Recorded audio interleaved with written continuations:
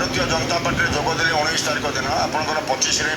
Second third phase election था। आपड़ जानती समस्त जिले में मोर 30 वर्ष राजनैतिक जीवन 97 मसीह मो जिले में प्रथम जिला परिषद और 24 मसीहा पर्यंत जिले में गठन जिला कार्यक्रम सहित मुझी जो दिन मो भारतीय जनता पार्टी जोगदेली से दिन जिले में 3टा सीट स्टेडी होगा जो लोक मैंने विचार करते कौन करेंगे न करेंगे जो चिंतार गठन से दिन ही से दिन गठन कार्यक्रम सरीगला और तार प्रभाव निआली पड़ा मुझे विजु जनता दल कार्यकर्ता को 4टा निर्वाचन मंडल तुम थल गुण रही बोली एक्जाक्ट से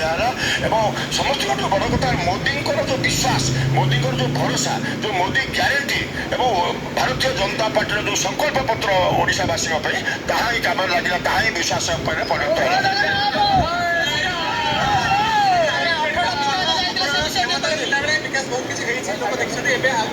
निश्चित भाव में मो 15 वर्ष धरी विकास मार्ग को 40 वर्ष धरिक निमापड़ा गोपर मो राजनीति मो 82-80 मसीह मो लोक सहित छात्र जीवन जड़ित अच्छी और ये विकास प्रक्रिया जहाँ जारी था आज जेहेतु आमर जी विधायिका सी आज उपमुख्यमंत्री ओडिशा प्रदेश निश्चित विकास प्रक्रिया आहरी अधिक त्वरान्वित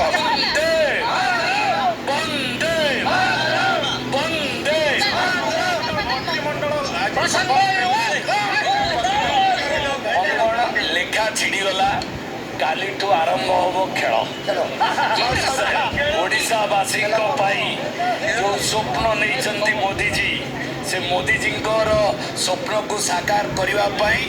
काली सकाळू खेल आरंभ हम भारतीय जनता पार्टी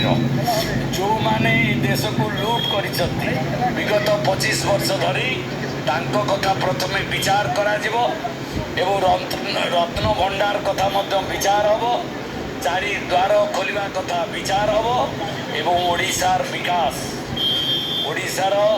सामग्रिक विकास शिक्षा स्वास्थ्य गमनागमन जलसेचन एवं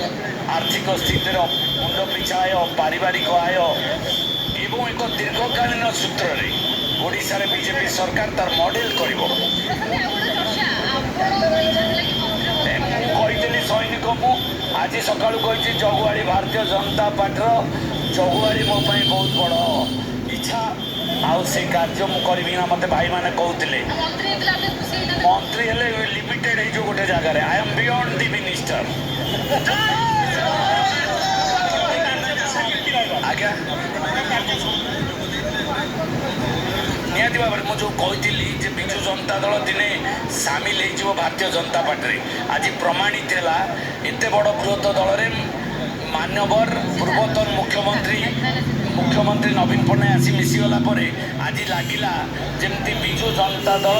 भारतीय जनता पार्टी मिसीगला आम समस्ते एक आज बहुत गर्व अनुभव होची कि मोदी जी जड़े सच्चा कार्यकर्ता जे ग्रास रूट्स उठिकी आसी विजय हूँ कॉमन मैन जितेबाला आज कहूँ मु कि आम मान्यवर मुख्यमंत्री श्री मोहन चरण माझी जी बहुत गर्व लगुच कारण मु बारंबार दोहराई आसी से होती प्रति ओडिशार कॉमन मैन से होती प्रति ओडिशार ट्राइबल्स मोर संपूर्ण विश्वास अच्छी कि तांको नेतृत्व में आम समस्ते मिलमिशिकी गोटे नूतन ओडिशा और विकसित ओडिशा गठन कर जो मोदी सरकार आसला आमर बहुत आशा जे गरीब दरिद्र लोक मैंने जो मैंने अवहेलित रही सी आग को ने जो बुढ़ा बुढ़ी जो मान पुओ बो मैंने हैरान कर कि अन्य मान स्ट्रक्चर से कांदुंट मोर भी एत